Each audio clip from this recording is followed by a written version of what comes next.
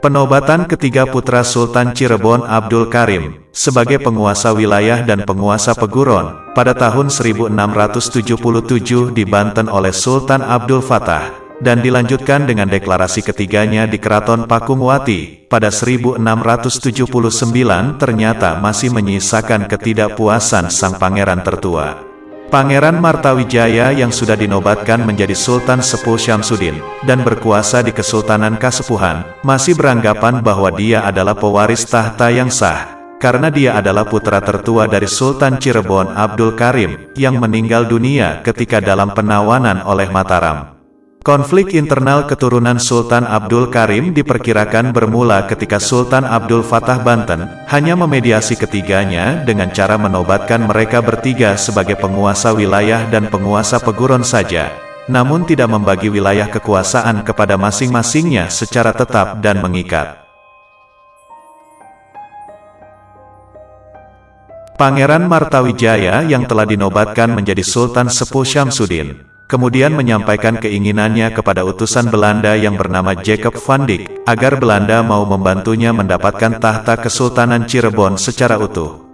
Hal ini kemudian mendapatkan penentangan oleh Pangeran Kartawijaya, yang telah dinobatkan menjadi Sultan Anom Badridin, dan Pangeran Wangsakerta yang telah dinobatkan menjadi Panembahan Nasiruddin. Pangeran Kartawijaya, Sultan Anom Badruddin, berpendapat bahwa mereka telah sama-sama dinobatkan sebagai penguasa wilayah di Kesultanan Cirebon. Menyikapi hal ini, kemudian Pangeran Kartawijaya meminta perlindungan kepada Kesultanan Banten, sementara Pangeran Wangsakerta, Panembahan Nasiruddin, menuntut agar dirinya juga dapat berkuasa di Kesultanan Cirebon, karena selama terjadi kekosongan kekuasaan diakibatkan karena ayah dan saudaranya ditawan oleh Mataram, Pangeran Wangsakertalah yang menjadi wali dan menjalankan pemerintahan Kesultanan Cirebon.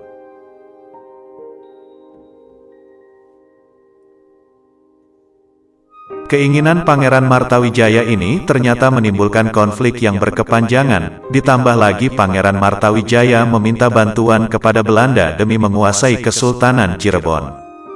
Kesultanan Banten menyerang loji atau gudang Belanda di Indramayu. Pada bulan April tahun 1679, Kesultanan Banten menyerang loji atau gudang Verenida Ostindische Company atau VOC di Indramayu di bawah pimpinan Arya Surya dan Ratu Bagus Abdul Qadir. Penyerangan Kesultanan Banten ini adalah bagian dari perang gerilya terhadap penjajah Belanda yang ada di Pulau Jawa. Jacob van Dyk dan Surat Belanda 1680. Pada masa perang antara Kesultanan Banten dengan Verenida Ostindische Company atau VOC, pihak VOC mengirim pasukan dari Batavia untuk menyerang pasukan Banten yang ada di wilayah Kesultanan Cirebon. Pada bulan September tahun 1680, ketika pasukan gerilya Kesultanan Banten di Cirebon dapat dihancurkan oleh VOC, Jacob van Dyk yang sebelumnya adalah utusan VOC, yang diminta bantuan oleh Pangeran Martawijaya atau Sultan Sepuh Syamsuddin, agar menyampaikan keinginannya supaya VOC mau membantunya dalam mendapatkan tahta Kesultanan Cirebon secara utuh.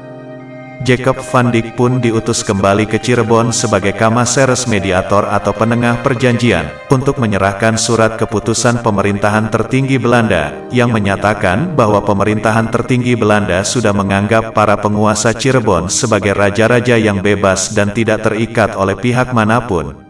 Pemerintahan tertinggi Belanda berjanji akan melindungi para penguasa Kesultanan Cirebon, dengan cara menempatkannya sebagai protektorat atau wilayah dalam perlindungan Belanda.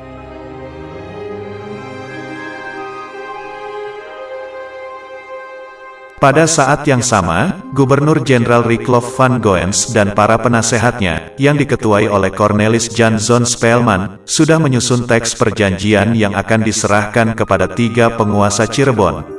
Teks perjanjian tersebut disusun sendiri oleh Cornelis Jan Zon Spelman, yang kemudian pada tanggal 29 Oktober tahun 1680, dia ditunjuk sebagai Gubernur Jenderal Hindia Belanda.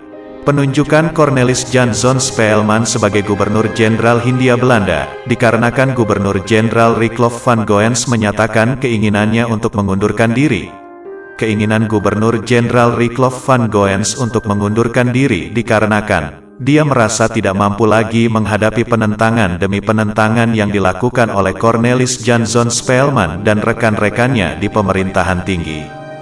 Pengajuan pengunduran diri yang dilakukan oleh Gubernur Jenderal Riklof van Goens sebenarnya telah dilakukan sejak 1679, namun baru mendapatkan respon dari petinggi VOC, melalui surat tertanggal tanggal 29 Oktober tahun 1680. Di dalam surat tersebut petinggi VOC menerima pengunduran dirinya dengan hormat, dan sebagai penghargaan atas jasa-jasanya kepada organisasi VOC ini, akhirnya VOC menawarkan kepada anaknya yang bernama Riklof van Goens Jr., yang pada masa itu menjabat sebagai gubernur wilayah jajahan Belanda di Sri Lanka, yaitu sebuah posisi tertinggi di pemerintahan Belanda.